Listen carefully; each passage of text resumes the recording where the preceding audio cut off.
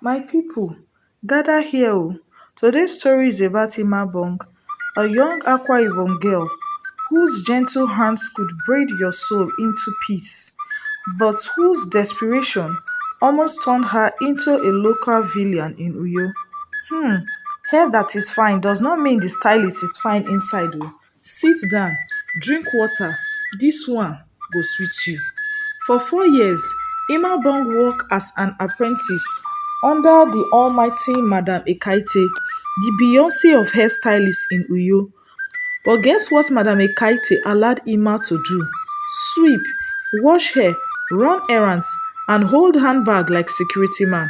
In fact, customers knew her as that girl when they always carry buckets. Meanwhile, apprentices who came 2 years after her were already fixing frontals, doing nails, posting pictures on Facebook with ring lights that looked like heaven's gate. Some even bought new wig, new shoes, and new boyfriend. But Ima, her life was one big God when. At home, things were worse. Her mother, Mama Umfo, sold akara by the junction. Her little brother was always sick.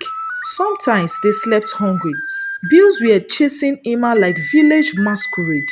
Just when Ima thought life couldn't get harder, Madam Ekaite fell sick and closed the salon for 2 months.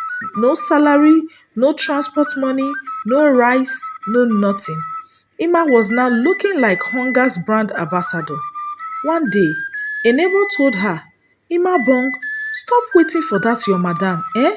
Start something small, even if it's just one chair and one mirror. The word struck her spirit like NEPA wire. Using her tiny savings, money she was even hiding from poverty, Ima rented a small wooden kiosk in Uyo.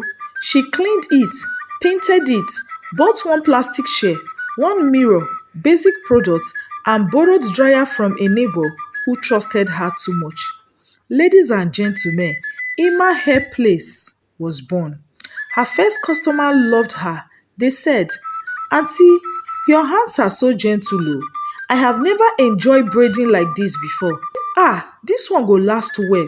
I mean, last well. In fact, last too well, last too much.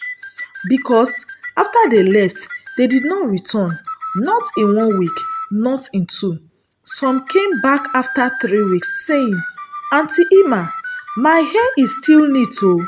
No need to redo it yet. Ima stood there smiling, but inside she was crying small small. Bills kept rising. Mama Umfo still needed support. Her brother still needed medicine. The shop was not growing.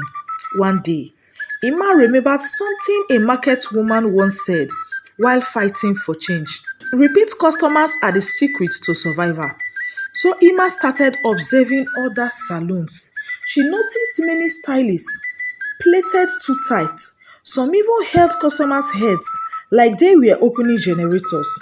And those customers returned often. One afternoon, Ima overheard two stylists gossiping.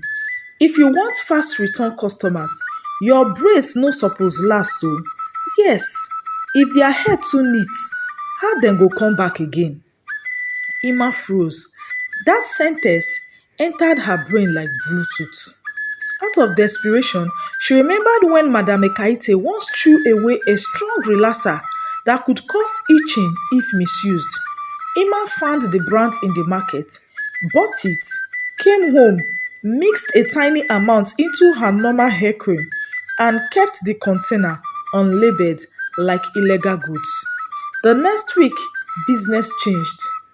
Customers returned after 3 to 4 days, scratching their head like they were searching for network. Auntie Ima abeg help me. This hair dey pepper me o. I think rain entered inside. Ima would rub her special treatment, ordinary hair oil o with menthol, and the customers would praise her. Auntie Ima, you are a lifesaver. You too sabi treat hair problem. And business boomed. She upgraded her shop, bought standing fan, ring light, big mirror, even branded nylon. But greed has no break. She increased the relaxer, added more chemicals. Now customers were returning in 2 days with red spots, pains, missing patches. but they still trusted her like moi moi wrapped trusted leaves.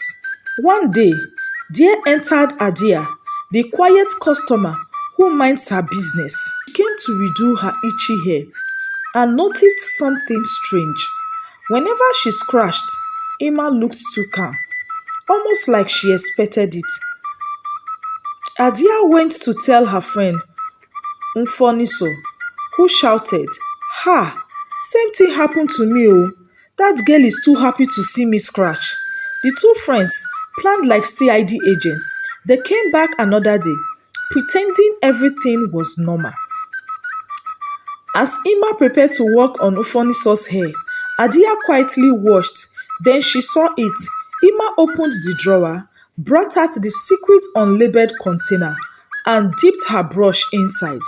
Adia stood up like a judge on Judgment Day. Imabong, what is inside that your cream? The whole salon went silent. Even the standing fan stopped on its own. Customers and passers-by gathered. One woman shouted, "If it is harmless, use it on yourself." Another added, "Yes, put it on your own scalp now. We are watching." Ima froze. Her legs turned to fufu. She started crying. "My sisters, please don't be angry. I was only trying to survive now." Police were called. Drama activated. Ima was taken away like a stolen goat. At the station, Ima confessed everything.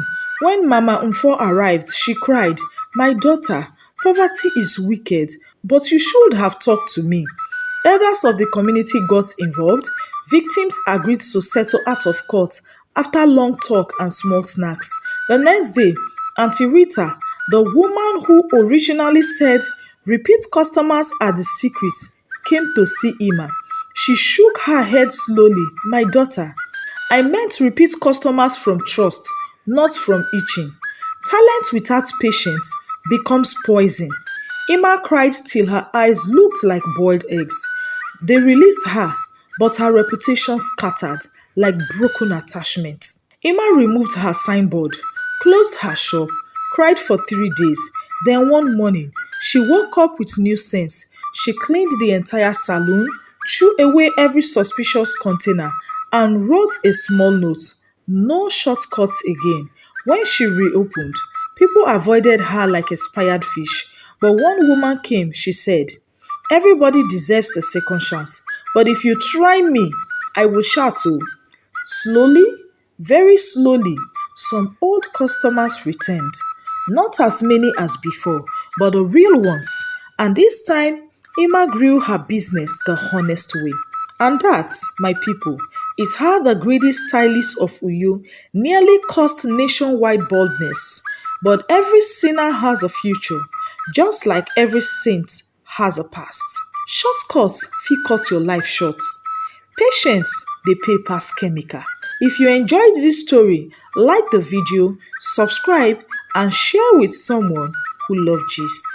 Until I see you in my next story, bye for now.